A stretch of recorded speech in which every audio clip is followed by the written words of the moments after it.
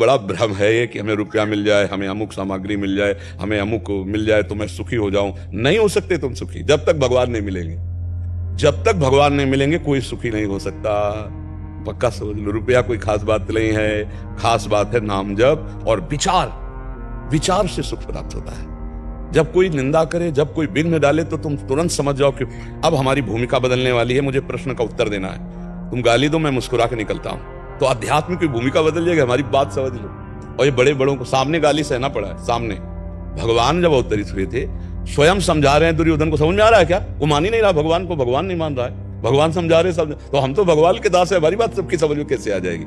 ये कभी सोचे ना कि हम सतमार्ग में चल रहे तो हमारी बड़ाई हो। घरे वाले प्रतिकूल हो जाएंगे, पड़ोसी प्रतिकूल हो जाएंगे, बगल से ही निंदा होने लगेगी। अब चलो, अगर छोड़ के बैठ गए तो फिर असली हार हो गई। और अगर आप चल गए भगवत मार्ग में तो जीत जाओगे। ये भगवत मार्ग है, बहुत कठिन मार्ग है, बहुत बहुत कठिन मार्ग है। मतलब बस यही कठिनता को झेल जाए तो परम पद मिल जाता है, परम पद मिल जाता है। कदम कदम पे परीक्षा, कदम कदम पे विपरीतता, उसकी जो सच्चाई से चल रहा है। झूठे चलोगे ड्रामा करके तो हलवा पूड़ी खाओगे, मौत से रहोगे। और अगर सच्चाई से चले तब फिर प्रश्नवाचक चिन्ह खड़ा हो जाता है। प्रश्नवाचक संसार का इतना विचित्र स्वरूप है कि किसी को कभी भी राजी नहीं किया जा सकता है, किसी को राजी नहीं किया जा सकता। परमार्थ में चलने पर इतना तो होता है कि यार दो सपोर्ट तो कर दे कि वाह भाई वाह, शाबाश, क्या बात है, तुम ऐसा चल रहे हो, तो मन उत्साहित हो जाए। लेकिन नहीं, वो तुम्हें गिराना चाहेगा, तुम्हारी निंदा करेगा, तुम्हारा अपमान करेगा, तब तुम्हें चलना है, चल के तब तुम्हें दिखाना है। इसलिए बच्चा, आत्म बल तो तोड़ना ही मत कभी। आत्म बलवान रहो। विजय हमारी इसलिए अवश्य होगी क्योंकि हम भगवान की शरण में और हम भगवान के अंश हैं। अगर ये शरीर छूटा तो हम दूसरा शरीर पाएंगे, तो भी हम भगवान का भजन करके भगवान की प्राप्ति करेंगे। हम एक बार इस माया प्रपंच से निकलेंगे जरूर। और ये आशा तो छोड़ दो कि तुम्हें कोई सपोर्ट करेगा। सब भक्तों से कह रहे हैं, सबसे कह रहे हैं, सपोर्ट केवल भगवान करेंगे, दूसरा कोई सपोर्ट नहीं कर सकता। आप जी खोल करके, हृदय खोल के रख दो तो भी विश्वास नहीं करेगा। ये संसार ऐसा है, वो बोलेगा, वो अपनी चाल से बोलेगा, वो अपने ढंग से बोलेगा। बहुत विचित्र है, बहुत विचित्र। प्रियंक पटेल जी, लंदन से। राधा वल्लभ श्री हरिवंश। महाराज जी, श्री जी कृपा से 2024 के प्रारंभ में मोबाइल के द्वारा आपका सत्संग एवं एकांतिक वार्तालाप सुनने का सौभाग्य प्राप्त हुआ। महाराज जी, आपके वचनानुसार जैसे ही साधन मार्ग में बढ़ने की कृपा हुई, प्रतिकूलताएं आगमन हुआ। वर्तमान स्थिति में प्रतिकूलताएं बढ़ती हुई नजर आ रही हैं और श्री जी की कृपा से प्रारब्ध का क्षय हो रहा है। आपकी कृपा से निरंतर नाम जप का और साधन का एवं आपकी आज्ञा पर चलने का प्रयत्न कर रहा हूँ। ऐसी स्थिति में मन बार बार मोह और आशाओं से प्रतिकूलता देने वाले कार्यों की तरफ गिराने की कोशिश करता है। गुरुजी, ऐसी परिस्थिति में निष्काम भाव से धैर्य गवाए बिना प्रतिकूलताओं से लड़कर आगे कैसे बढ़ा जाए? अगर मन में कामना और मोह जैसे भाव प्रकट होते हैं तो ऐसे में विवेक कैसे आए? मन में जो कामनाएं हैं वो अज्ञान के कारण, मोह के कारण ही है। मोह को अज्ञान कहते हैं, अविद्या कहते हैं। मोह गए बिनु राम पद होई न दृढ़ अनुराग, मोह मूल बहुशूल प्रद त्यागहु तम अभिमान, भजहु राम रघुनायक कृपा सिंधु भगवान। ये मोह बहुत दुख देने वाला है। अज्ञान के कारण ही कामनाएं पैदा हो रही हैं। मैं शरीर हूं यही मान करके हमारी नेत्रेंद्री रूप देखना चाहती, जनेंद्री भोग भोगना चाहती, रसेंद्री स्वाद लेना चाहती। इसी तरह इंद्रियों के गुलाम हम हो चुके हैं क्योंकि हम अपने को देह मान लिए। देह भाव के कारण ही हमारी दुर्दशा हो गई है। यही अज्ञान है।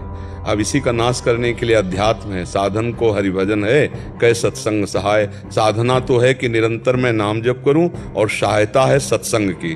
भगवत बोध संपन्न महापुरुषों के जब हम वचन सुनते हैं तो उनके वचनों के द्वारा हमारे अज्ञान का नाश हो जाता है।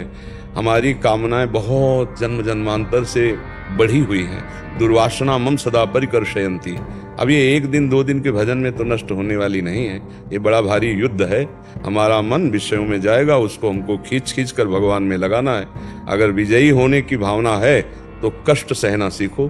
तास्तितिक्षस्व भारत, सहनशील जो बन गया वही जीत गया इस मार्ग में, और जो टूट गया तो फिर भोग वासना उसे परास्त कर देते हैं। है कुछ नहीं, एक भ्रम है। भ्रम, अज्ञान, अविद्या। बड़े बड़े ज्ञान की बातें बघारने वालों को भी ये भ्रम पटक देता है। ये भ्रम कोई ऐसा भ्रम नहीं है कि 4 दिन भजन करो या 4 ग्रंथों को पढ़ लो तो तुम्हारे भ्रम का नाश हो जाएगा। जा सुकृपा सब भ्रम मिट जाई, गिर जा सोई कृपाल रघुराई। आर्त भाव से भगवान को जो सच्चाई से भजते हैं, पुकारते हैं, उनकी कृपा से जो ज्ञान होता है उससे जड़ चेतन ग्रंथि का भेदन हो जाता है। तो बहुत प्रबल भगवान की अविद्या से भ्रम हो गया है।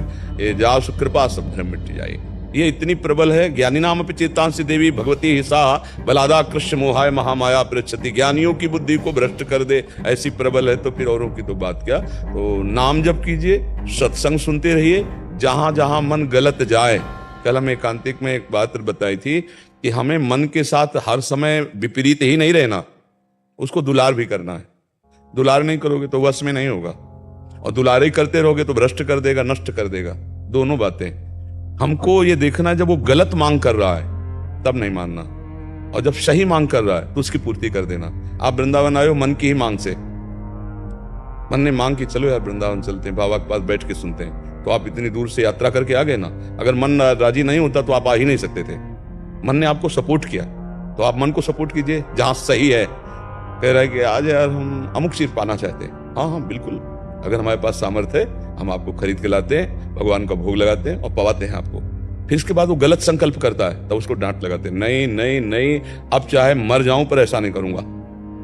वो तुम्हारे बिना कुछ कर नहीं सकता। मन घबरा जाता है जो कच्चा साधक होता है, अरे हमारा मन ऐसा कुछ नहीं कर सकता, वो केवल भय दिखा रहा है, केवल प्रलोभन दिखा रहा है। आप केवल स्वीकृति मत करो, नहीं नहीं नहीं, अब वो कुछ नहीं कर पाएगा। एक काम करेगा, अपने आप जलेगा, और उसकी जलन को तुम दृष्टा भाव से सहो।